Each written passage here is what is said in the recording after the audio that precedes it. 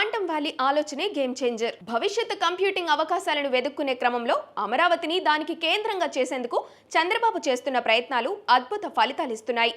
Amaravati quantum వ్యాలీలో Microsoft పరిశోధనా కేంద్రం ఏర్పాటు చేయాలని నిర్ణయించింది. ఈ కేంద్రం 40,000 చదరపు అడుగుల విస్తీర్ణంలో నిర్మించబడనుంది. ఐబీఎంకు భిన్నమైన సాంకేతికతతో క్వాంటం కంప్యూటర్ను అభివృద్ధి చేయనుంది. 2026 జాన్యువరి నాటికి క్వాంటం వ్యాలీ టెక్ పార్క్ కార్యకలాపాలు ప్రారంభం కానున్నాయి. మైక్రోసాఫ్ట్ పరిశోధనా కేంద్రం స్థాపనతో అమరావతిలో ఐటీ రంగంలో వేలాది ఉద్యోగ అవకాశాలు లభిస్తాయి. సాఫ్ట్వేర్ డెవలపర్లు, డేటా సైంటిస్టులు, క్వాంటం కంప్యూటింగ్ నిపుణులకు కేంద్రంగా మారుతుంది ఏపీ.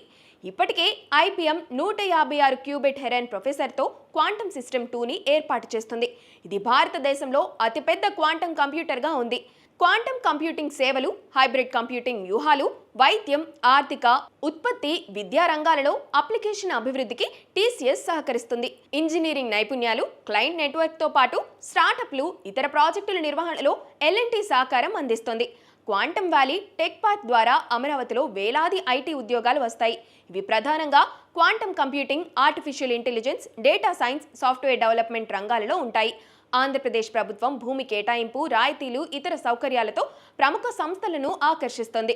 పబ్లిక్ ప్రైవేట్ భాగస్వామ్య మోడల్ ద్వారా హైదరాబాద్లోని హైటెక్ సిటీ తరహాలో భవనాల నిర్మాణం జరుగుతోంది. క్వాంటం వ్యాలీలో ఒక ప్రత్యేకమైన ఐకానిక్ భవనాన్ని నిర్మించే ప్రణాళికలు సిద్ధం చేస్తున్నారు. అమరావతిలో క్వాంటం వ్యాలీతో పాటు 72 కార్పొరేట్ సంస్థలు, విద్యా సంస్థలు, హోటళ్లు, హెల్త్ కేర్ సంస్థలు, ఐటీ పార్కులు ఏర్పాటు కానున్నాయి. అమరావతి క్వాంటం వ్యాలీలో మైక్రోసాఫ్ట్ పరిశోధనా కేంద్రం ఏర్పాటును ఆంధ్రప్రదేశ్ను క్వాంటం కంప్యూటింగ్ రంగంలో దేశంలో ముందంజలో నిలిపే లక్ష్యంతో ఉంది.